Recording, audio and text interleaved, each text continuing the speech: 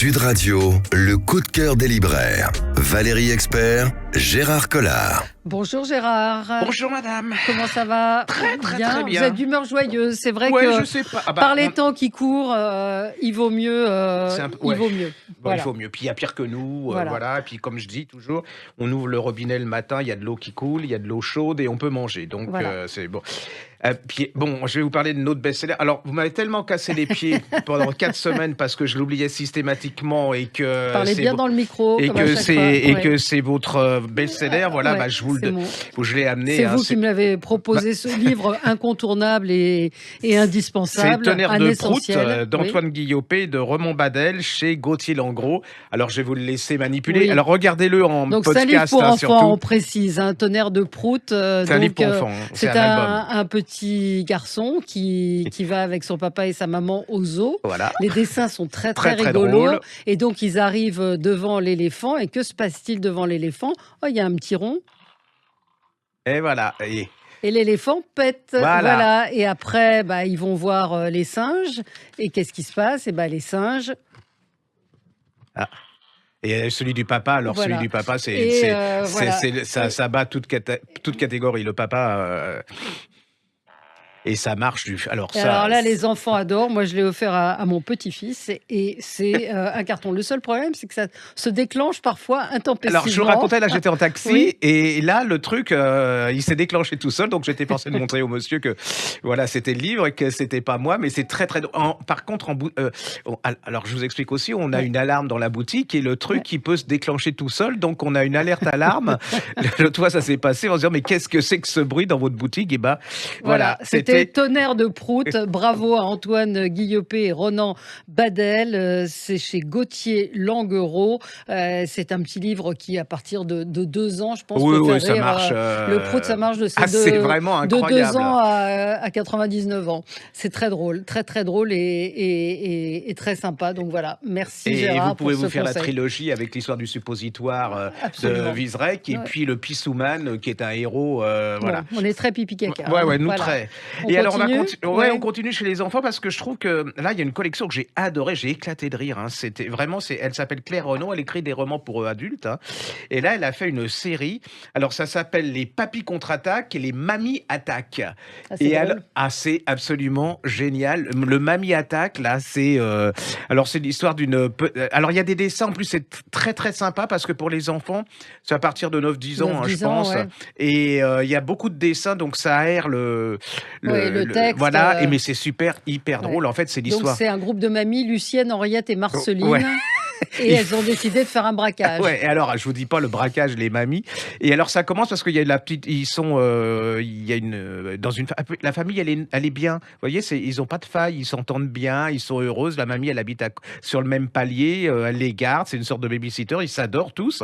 Et puis, il y a un jour, il y a la petite sœur, elle voit une dame incroyable avec des hauts talons et tout, mais elle dit, c'est drôle, on dirait mamie, elle a le fichu de maman sur la tête.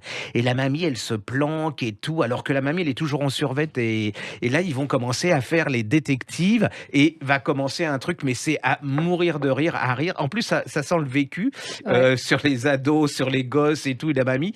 Allez-y, c'est vraiment... Et puis il y a les papis aussi. Ah oui, il y a les papis, il y en a toute une série. Claire Renaud, c'est chez Pépix. Ces dessins là aussi sont très sympas. Donc pour des gamins qui aiment lire ou pour ceux qui n'aiment pas lire. Et puis alors en plus, moi j'en ai, c'est peut-être nécessaire, mais j'en ai tellement marre des livres pour enfants, des albums où le père divorce, la mère est battue et qu'elle a, si vous y avez échappé, elle a une maladie incurable. Quoi. Je veux bien qu'on les conditionne, mais à 9 ans, ça donne pas une vision de la vie qui est extraordinaire. Or là, c'est vraiment... rigolo, Ah ouais, c'est vrai. Et même en tant qu'adulte, lisez-les. Moi, je me suis surpris à... Je vais lire. On parle des papis et des mamies. Moi, mon coup de cœur absolu, c'est pour Lionel Shriver, Apprendre ou à laisser chez Belfond. J'ai adoré. Je crois que c'est l'une des plus grandes écrivains américaines. Alors, elle vit à Londres, je crois, en ce moment, mais l'une des plus grandes écrivains contemporaines aujourd'hui. C'est vous qui m'aviez fait découvrir Il faut qu'on parle de Kevin, qui est un chef-d'œuvre, qui existe en livre de poche. Son dernier, qui est paru en poche, on vous en a parlé la semaine dernière, est aussi un chef-d'œuvre. Et celui-là, c'est vraiment... C'est extraordinaire parce qu'elle a un talent pour observer toutes les, comment on va dire, tous les, oui, les travers de la société, la caricature parfois de certains de nos comportements. Là, c'est un livre grinçant, c'est un livre caustique. Ça commence avec retour de l'enterrement du père de Cyril et Kay qui sont mariés, qui ont la soixantaine, 70 ans. Une cinquantaine une cinquantaine au début. Le père a eu la maladie d'Alzheimer, longue dégradation. Et donc, Cyril propose un pacte, il est médecin, à sa femme en lui disant « On va se suicider quand tu auras 80 ans. » Il a un an de plus qu'elle, donc il aura 81 ans. On ne veut pas dégrader. Ils sont en pleine forme à l'époque. Ils sont en pleine forme, etc. Et ils sont aussi toujours en pleine forme à 80 ans. Voilà, c'est ça le problème. Et l'originalité du livre, c'est qu'elle a imaginé plusieurs scénarios possibles à cette fin de vie. Alors, elle a vachement de talent parce que vous souriez, vous riez malgré le sujet qui est un peu dur, hein, parce qu'elle dit un certain nombre de choses. Alors lui, il est obsédé par l'économie. Alors ça parle de l'Angleterre, de la. Mais c'est un roman universel. Hein, absolument, de la sécurité sociale, de ce que la vieillesse coûte en charge à la société. Donc lui dit, moi, je veux pas que ça pèse sur les finances publiques. C'est un tableau Excel un peu. Et donc voilà, mais formidable observatrice de la société. Ça nous renvoie dans la figure, j'avais envie de dire dans la gueule quand même, la façon dont on juge le grand âge. C'est vraiment un très très grand roman. C'est très, surtout parce que j'ai à la boutique, on essaye, on le vend, hein, mais il y a quand même, mais je le comprends parce que c'est quand même un problème qu'on repousse, hein, qu'on se dit c'est pas encore pour maintenant, on n'a pas envie on dit ça va être. Vu l'époque, on va s'en prendre plein la tête, ça va nous foutre le cafard et tout. Et c'est pas du tout ça. Hein. Ça veut dire, elle a le talent c'est vrai, de nous faire rire, nous sourire, mais aussi de nous poser le problème aussi. En disant des choses. Hein, en nous posant le vrai problème, en se disant, ça va vous arriver les gars. Hein, et qu'est-ce que vous ferez ? Et qu'est-ce que vous ferez ? Et alors, on est comme eux au début. On se dit, non, on veut pas finir comme ça. On sera jamais comme ça. Et elle, dans le premier chapitre, elle dit, bah oui, mais moi, je voudrais bien connaître la fin de l'histoire. Est-ce que le Brexit va avoir lieu ? Est-ce que c'est confronté et lisez aussi, c'est paru en poche il n'y a pas très longtemps, là ça vient de paraître, 4h22 minutes et 18 secondes, là aussi c'est l'évolution d'un couple qui est marié depuis longtemps et lui il décide de se mettre au marathon, c'est sur le culte du corps, du sport. Franchement, Lionel Shriver et elle a le truc de oser dire des choses qu'on se dit nous-mêmes, parce que quand la mère meurt, le père meurt, elle en peut plus, quoi. Elle déteste son père, tout ce qui lui a fait vivre à travers la dégradation, et que la mort est une libération. Alors, c'est vraiment, moi je trouve qu'elle a ce talent c'est formidable. Elle n'est pas hypocrite. Hein, très très grand roman. Apprendre ou à laisser, c'est chez Belfond, Lionel Shriver. Et si vous n'avez pas lu, vous pouvez commencer en poche, ça coûte pas cher et ça vous plairait. Il faut qu'on parle de Kevin ou son dernier. Qu'est-ce qu'on lit ? Qu'est-ce que vous avez lu, vous ? Alors, ce bouquin, il est moche. Enfin, je veux dire, dans la couverture, c'est pas possible. Ça s'appelle Frères de Vincent Laudet chez Hugo Roman. C'est un nouveau éditeur. Hein. J'ai cherché, il n'y a pas une critique, pour ainsi dire, de ce roman. Alors, c'est vrai que quand vous voyez le livre... C'est pas un nouvel éditeur, hein. Hugo, Hugo et compagnie, et là, c'est Hugo et Roman. Mais bon, c'est relativement nouveau dans la façon d'éditer les romans comme ça. Et quand vous voyez ça, vous tirez, quoi. Je veux dire, c'est triste, à côté des autres livres qui sont... un peu curé, pardon, entre guillemets. Et en fait, c'est un livre qui m'a vraiment absolument touché. C'est l'histoire de son frère, il s'appelle Thaddée, il a 15 ans, il a tout pour être heureux, ce gosse. Hein. Il est brillant, il réussit dans les études, il vit dans un milieu privilégié, hein, relativement. Et puis, je vais pas vous déspolier comme on dit le truc, mais il va se passer un événement qui va faire basculer sa vie. Alors, dans un premier temps, il va tomber dans la dépression, il va se lancer dans la carrière artistique où il va être doué, hein. Et puis il va partir. Alors vous allez le retrouver en Afghanistan, vous allez le retrouver en Inde, mais c'est pas l'Inde et l'Afghanistan, vous savez, des touristes. Il va être en prison en Inde, il va dealer en Afghanistan, et puis il va revenir, il va se retrouver en France. Et il va retomber en plus dans la dépression, mais il va se passer encore quelque chose qui va faire changer sa vie. Mais c'est surtout des personnages où vous y attachez. C'est-à-dire qu'une fois, il y a le rôle de la mère, elle est extraordinaire, comme les femmes ou les mères Il y a que les mères qui peuvent être comme ça dans l'absolu, elle est touchante, elle est dévouée à son fils. Ouais. C'est une aventure absolument incroyable. Et puis il y a cette fin. Alors, je parle qui va vous bouleverser. Allez-y parce que personne n'en parle. Si vous êtes libraire, lisez-le et essayez de le faire sortir de l'anonymat. Et puis, il y a des éditeurs qui sont un peu maudits. Il y a certains critiques qui n'aiment pas ce genre d'éditeurs parce qu'il faut paraître certains livres.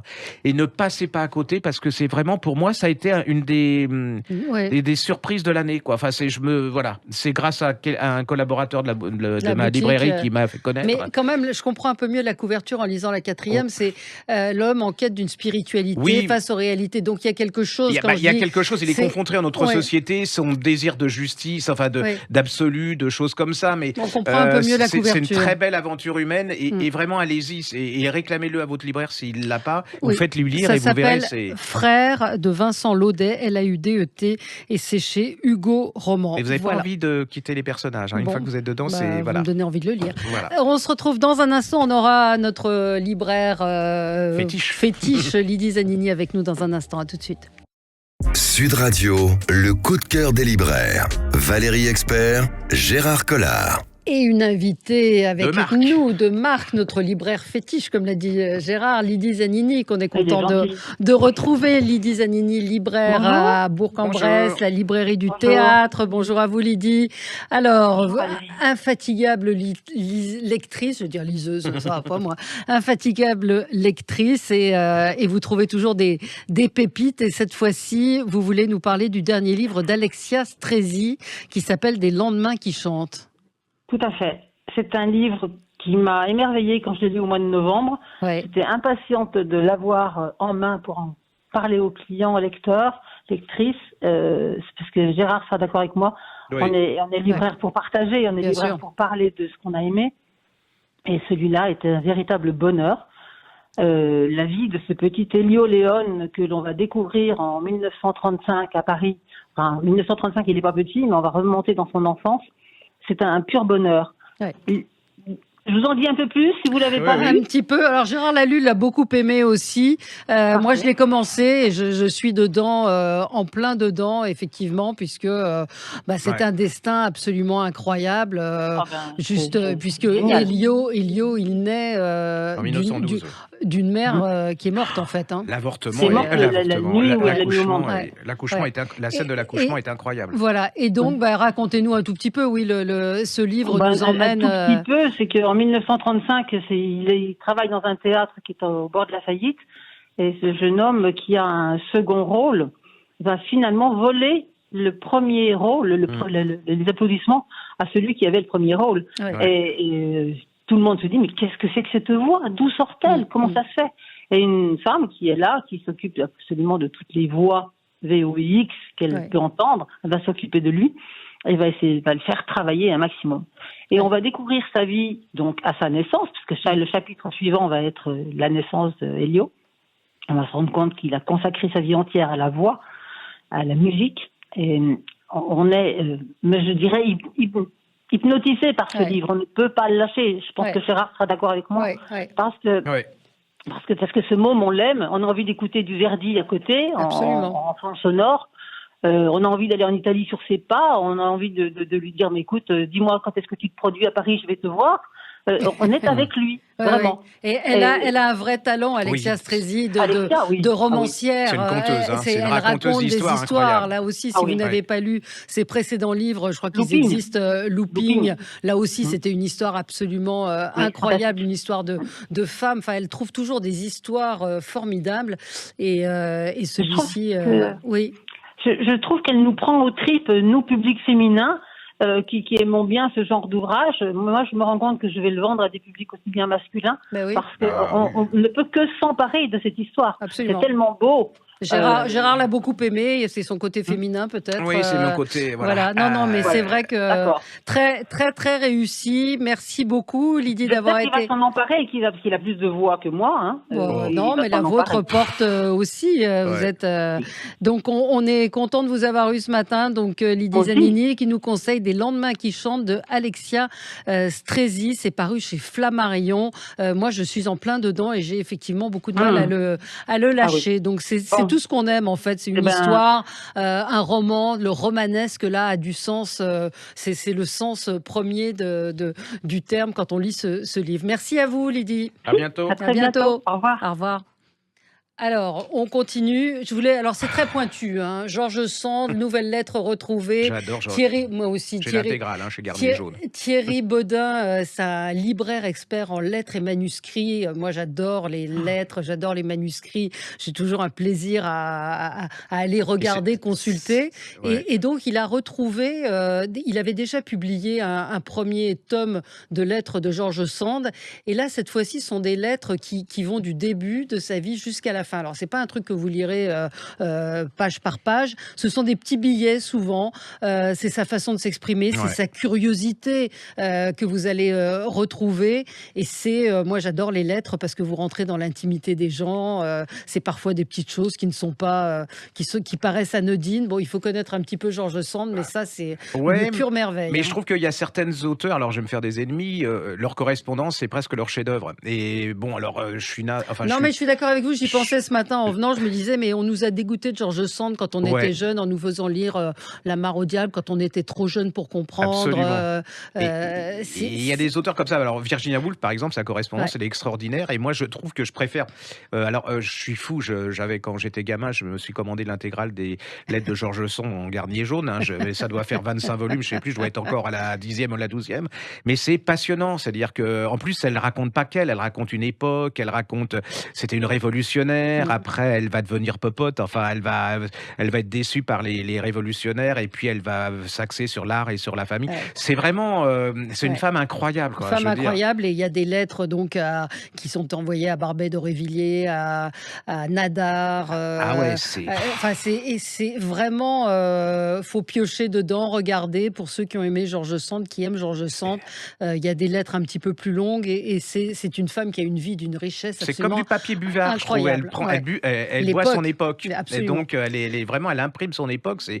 Très gros travail. Génial, donc, Thierry Baudin qui a établi cette collection avec beaucoup de notes qui recontextualisent les lettres. Nouvelles lettres retrouvées. Donc, George Sand, c'est aux éditions Le Passeur. On va rester chez les femmes. Oui. C'est un livre incroyable de Christine Orban qui s'appelle Soumise chez Albin Michel. Ouais. Et alors, elle m'a déjà appris. Alors déjà, on parle d'école. Blaise Pascal, quand on vous le fait lire, moi, je vais lire à l'époque où je lisais le Paris de Pascal entre le truc. Moi, je pensais amour, les petits oiseaux, sortir, boire, fumer, enfin tout ce que vous voulez. Mais le Paris de Pascal, c'était pas trop mon truc. Et puis en plus, j'avais une idée de ce type très lugubre, triste, enfin vraiment l'antithèse. Et là, alors en plus, elle nous fait découvrir une chose, je ne savais même pas qu'il avait une sœur. Non, Jacqueline Pascal, alors ça, j'avoue... Alors déjà, j'ai découvert que ce prénom existait à ce moment-là.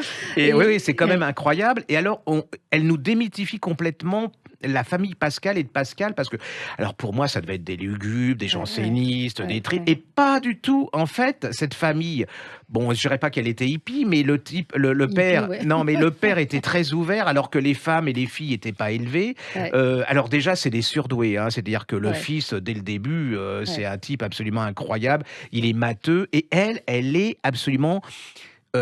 prodigieusement douée pour écrire, c'est-à-dire qu'elle va faire de la poésie. Elle peut improviser des petits billets, des épigrammes. Elle va improviser pour la reine. Elle va être vraiment une des coqueluches de l'époque. Corneille va lui dire mais il faut continuer. Mais le père ne sacrifie pas. Alors autant il va quand même aider son fils parce que c'est le fils, c'est l'homme et que c'est un monde d'hommes, mais il va pas sacrifier l'éducation de sa fille. Il va lui laisser faire ce qu'elle veut. Il va l'encourager. Elle va être éduquée par sa sœur qui est plus vieille, je crois, et qui va vraiment C'est une fille incroyable. Et là, vous vous demandez à un moment, mais pourquoi va-t-elle basculer ? Pourquoi elle va devenir... vouloir entrer dans les ordres. Et puis alors, elle va être vraiment croyante et elle va être la mentor de... Alors c'est ça qu'on croit que c'est Pascal qui va... Et c'est le contraire. C'est la relation très fusionnelle et puis un petit peu chien et chat. Il y a et puis c'est elle qui dirige la situation. C'est elle qui va, pour ainsi dire, le pousser. On va pas être d'accord avec ça, mais dans la foi, dans la religion, alors qu'il est complètement... Elle va refuser. elle va recevoir le premier prix de poésie. Elle va refuser le premier prix de poésie parce qu'elle se dit, c'est pas pour moi. Moi, je dois être, c'est Dieu, c'est. Alors, quand je vous la fais comme ça, vous dites pas, mon Dieu, c'est triste et tout ça. Non, pas du tout. Hein. Vous êtes en plein dans une famille, dans deux êtres absolument incroyables. Christine Orban, alors moi, j'adore quand elle parle quand elle parlait de Vita Sackville-West et puis de Virginia Woolf. Elle a le don de retraduire la psyché des femmes, de tout, une époque. Et là, vous êtes complet. Moi, j'ai découvert complètement. Ça m'a même demandé. Bon, même si le pari de Pascal, c'est pas trop mon truc. Et envie de relire. Ouais, le rapport capital investissement, je suis pas sûr qu'il soit très bon, mais ça m'a donné envie de relire l'époque, de relire Pascal, du moins des extraits. Mais surtout, c'est la découverte d'une femme. Et c'est là que vous voyez que les hommes à cette époque-là, c'était voilà. Et ce qu'elle raconte, c'est qu'elle a été complètement oubliée. Alors, elle a été mise au rebut aussi par Madame Scudéry, qui était la maîtresse c'était la maître des salons et tout. Et puis en plus, elle a un côté quand même très religieux, très voilà, donc qui pour notre époque est. Et puis il y a ses frères au début, les frères Deschamps, qui sont des herboristes, qui s'installent dans la famille Pascal. C'est aussi de là que vient la passion pour tout ce qui est. Mais c'est une époque, et moi la jeunesse a été une révélateur quand même. Et puis c'est quand vous pensez que les Pascal, la religion, ils habitaient rue Brismiche quand même. Moi je trouve ça, mais c'est un petit clin d'œil, mais c'est un peu ça l'époque. C'est une fois que vous êtes dedans, vous ne lâchez pas, même si vous n'êtes pas croyant, même si vous connaissez pas Pascal. Non, parce que c'est l'histoire, c'est deux êtres, un destin de femme, une relation entre un frère et sa sœur. Incroyable. Et puis comment lui, il n'a pas été forcément très élégant avec elle. Ceci dit, il est mort très peu de temps avec elle parce qu'ils étaient tellement fusionnels. Et voilà, allez-y, c'est vraiment un. Et il l'adorait. Hein. Ah, il s'adorait, et elle aussi. Hein, c'est vraiment. Ça s'appelle Soumise, c'est chez Albin Michel et c'est Christine Orban qui a écrit ce très très beau livre qui vous emportera. Franchement, vous passerez un super bon moment. Si on m'avait dit que. Alors, ils ressortent, mais je n'ai plus l'édition, mais vous allez me le retrouver, c'est Les Jalna. Je crois que c'est en J'ai lu. C'est en 2 tomes. Ah oui. On avait eu Les gens de Mogador la semaine dernière. Oui, mais moi je trouve que ça fait partie des grands classiques de la détente. Alors, ça a été 11 millions d'exemplaires vendus, méprisé par toute la critique, adulé par les lecteurs. En fait, on est Mazo de la Roche. Voilà, et on est au Canada. C'est des émigrants qui arrivent au Canada, près du lac Ontario, et ils vont créer un domaine, une maison. Et c'est la grand-mère. Elle est centenaire. Elle va raconter sa vie. Et c'est alors, une fois que vous êtes dedans, vous lâchez. Il y a 16 volumes. Ouais, et là c'est sur. Ils ont dans le même volume. Non, ils n'ont pas condensé. Enfin, ils ont réuni plusieurs volumes dans un volume. C'est-à-dire que là, je crois que dans le premier tome, vous avez 4 volumes. Dans le deuxième tome, vous aurez encore 4 volumes. C'est absolument incroyable. Et une fois que vous êtes dedans, alors il y a tout. Il y a de la trahison. C'est chez Omnibus.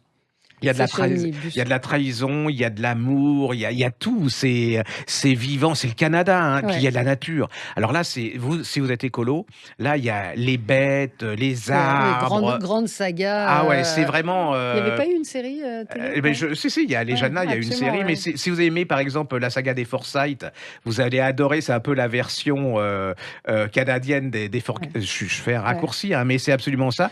Et je me suis la tête de Mazo de la Roche. C'est incroyable. C'est la tête de la saga. Et alors en plus, elle a une vie. Lisez l'introduction parce que je connaissais pas. Elle a toujours vécu avec une femme qui a une importance capitale parce qu'elle n'aurait pas écrit les bouquins et on n'a jamais su si cette femme était son amie, son amante. Ou voilà, elle a une vie absolument incroyable. Donc la saga des Jalna de Mazo de la Roche, elle était canadienne, Mazo de la Roche. Et donc vous là aussi, vous pouvez affronter un nouveau confinement. Ah oui, là, vous êtes tranquille. C'est chez Omnibus. On avait encore plein d'autres choses, mais j'espère qu'on vous a donné envie de lire. Et vraiment, le Lionel Shriver, c'est un monument. Et frère de Vincent Laudet aussi. Chez Hugo. Allez, merci à vous et on se retrouve la semaine prochaine. Sud Radio, le coup de cœur des libraires. Valérie Expert, Gérard Collard.